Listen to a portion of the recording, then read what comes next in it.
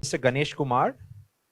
Mr. Kumar is, apart from being a successful businessman, he's an Abhang exponent, he's a culture buff, and he has earned the title Maharashtra Abhang Ratna as an Abhang singer and performer all around the world. He's a prolific Abhang singer, and his repertoire includes more than 500 Abhangs, and he is considered to be a walking encyclopedia on Marathi saints and their works. He is one of the few people who was invited to perform inside the sanctum sanctorum of the Pandharpur temple, the, the most recent one being in May 2022. In his talk today, he's going to share his vast knowledge and lucid multilingual explanations of the glorious Warkari Sampradaya and its connection with modern management. So with that, I welcome Mr. Kumar on stage.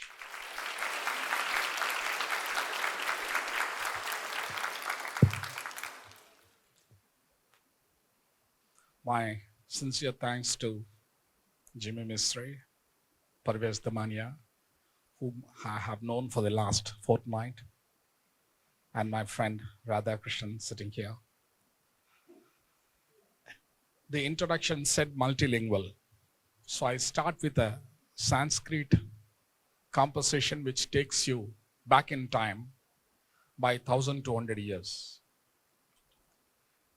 Mahayoga Pite Thate Bhima Ratya Varam Pundalikaya Datum Munindraihi Samagatya Tishtantam Ananda Kandam Parabrahmalingam Bhaje Panduranga Taditva Sasam Nila Meghava Bhasam Rama Mandiram Sundaram Chit Prakasham Varam Twishtikayam Samanyasya Padam Parabrahmalingam Bhaje Panduranga Pramanam Bhavadbheritam Mamakanam Nitambak Karabhyam Dhruto Yena Tasmat Vidhaturva Satyai Dhruto Nabikoshaha Parabrahmalingam Bhaje Pandurangam Spurat Kaustubalankritam Kantadeshe Sriyam Jushti Keyurikam Srinivasam Shivam Shantamidhyam Varam Lokapalam Parabrahmalingam Bhaje Pandurangam Sharat Chandra Bimbananam Charuhasam Lasat Kundalankranta Ghantastalangam Japaraga Bimbadaram Kanjanetram Parabrahmalingam Bhaje Pandurangam Kirito Jwalad Sarvadik Pranta Bahai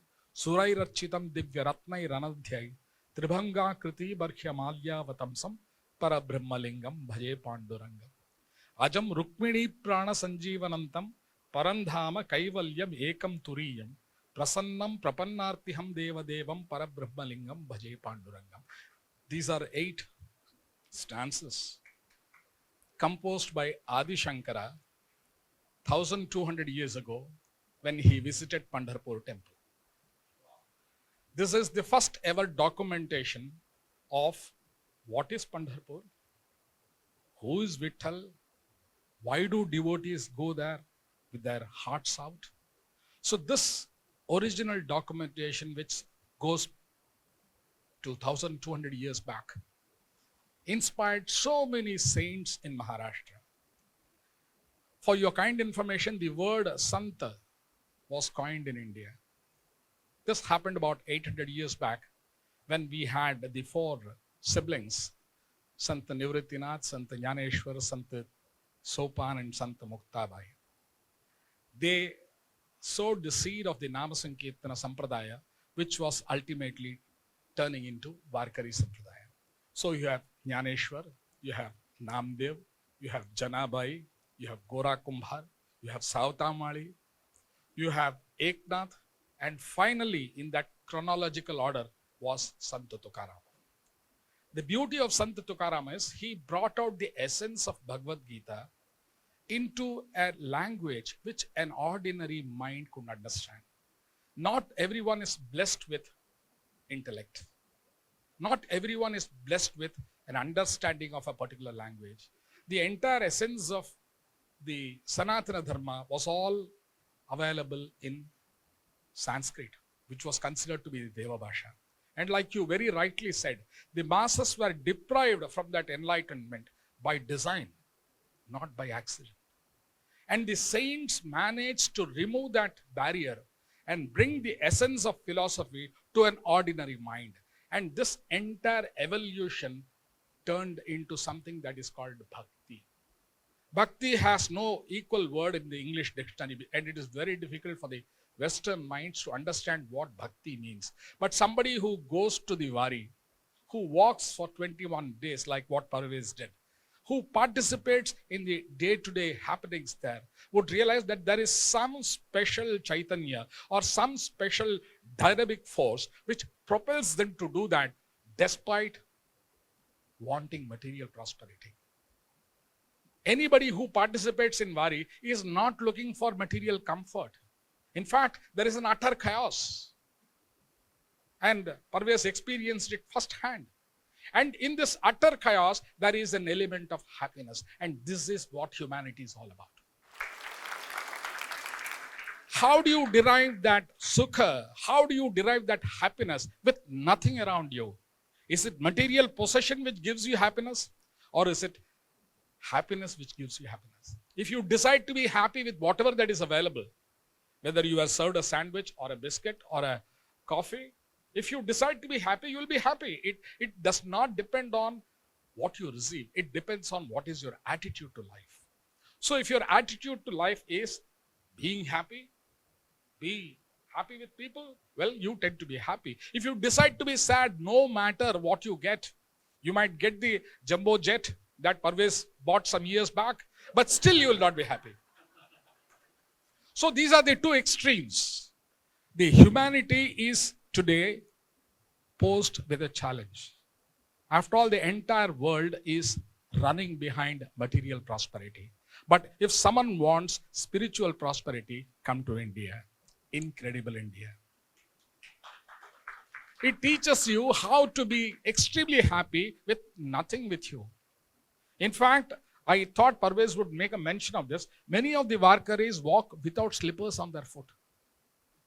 Not because they are not hurt. Of course they are hurt, but they don't care about it. Look at the faces here in all these photographs. There is an element of happiness.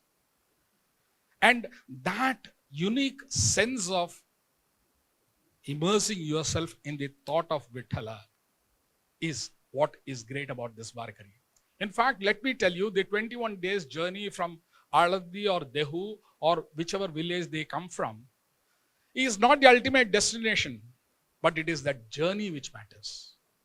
Ultimately, they have, if you go to Pandharpur temple, they have the darshan for a split second. Imagine 10 million people wanting to have darshan of Lord Vithala on the same day within a span of 12 hours. How much does one human being get time? It's a microsecond. So why do they walk for 21 days for a microsecond darshan of Vithala? It's a mystery. So this magic of drawing them is how the state of Maharashtra was formed. And this I shared with Parvez the other day. When Gujarat was to be separated into two states in the year 1950 as Gujarat and Maharashtra, the question was, what will belong to Gujarat? What will belong to Maharashtra? So the answer was, you put a dot on all the villages from where the villagers come to Pandharpur. And ultimately you draw a line. And that is what is Maharashtra. And this is not an imagination. This is a reality. This is how Maharashtra state was formed. So with that small introduction, Jimmy requested before I came in that try and say something that can relate to the management guys.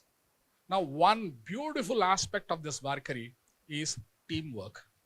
How should a corporate work? The corporate is not run necessarily by the managing director or the one who owns the corporate. It is down right up to the ordinary labor who contributes wealth. And that wealth is converted into money at the whims and fancies of the owner. So that entire contribution of the entire mass, everything has to work in a systematic order, like it would in the Warkari. When people come, they have no clue where they are going to have the night sleep. They have no clue what they are going to eat, and they have no clue who's going to serve them. But despite all this lack of clarity in life, they enjoy life and they eat what is available. They sleep wherever it is possible, and yet reach Pandharpur for a microsecond darshan of Vithala. Now, you might question, what is Vithala? The word Vithala is derived from a stone which is under his leg. So this is what Vitthal is. Now you see a stone here under his feet. I'll tell you a small story as to how did this stone come under him. Vitthal is nothing but Lord Krishna. When Krishna towards his later times, before that I will go to the name Vitthala. Vitthala, Vithoba, Pandharinath, Panduranga. These are all different names. But there is one name which captured everybody's imagination because that name was used in a love letter. When Rukmani wants to marry Krishna, she doesn't know how to make it happen. So she writes a love letter and it starts with Bhuvana Sundara. So Rukmani calls Krishna Bhuvana Sundara and writes, this is the world's first love letter ever written. It's not your Romeo and Juliet and things like that. This happened several centuries ago. So this Bhuvana Sundara letter written by Rukmani, Rukmani belonged to a place which is called Kaundinyapura, which is very close to Pandharpur. So there comes a time when Rukmini realizes that Krishna has no place in his heart for Rukmini. He is always thinking of Radha. So Rukmini decides to elope. Rukmini decides to leave Krishna and go back to her Maike. So she comes back to Kaundinyapura, which is near Pandharpur. So this poor guy who suddenly sees that his wife has gone and Radha was only a fictional thing and she's not in the palace. So this guy gets lost and he comes in search of Rukmini. And when he comes in search of Rukmini, he walks along the Dindirvana, and that is when he was told that's a great devotee called Pundalika. And this Pundalika does so much service to his parents that it is the first time in the universe that so much service is rendered to the parents. So Krishna wants to give darshan to this Pundalika. So he comes to the hut where Pundalika is serving his father and mother, pressing their legs. And Krishna says, oh, Pundalika, I am Lord Krishna, I have come to give darshan to you. You know what Pundalik says? He says, 1 minute, I have no time for you now. So he throws a wheat, he throws a stone and says, stand on this as an asana. You stand on this, I will finish this service and then come and have darshan of yours. And that Krishna is standing on that Vitthal for the last 28 yugas. That is why in Marathi you say, Yuge Atthavisa Vite Varyubha. So for 28 yugas, that Krishna is standing on the wheat and that is why he is called Vitthala. And then there are explanations for the various other words that we use. But coming back to the management principle, the way chaos ends up in absolute clarity is because of teamwork. There are millions and millions who come there and they get their food. Everything works according to a certain design. That design is unknown to us. It is not the government which provides the infrastructure. It is a panchang which decides. Ashada Ekadashi, 21 days before, people start walking.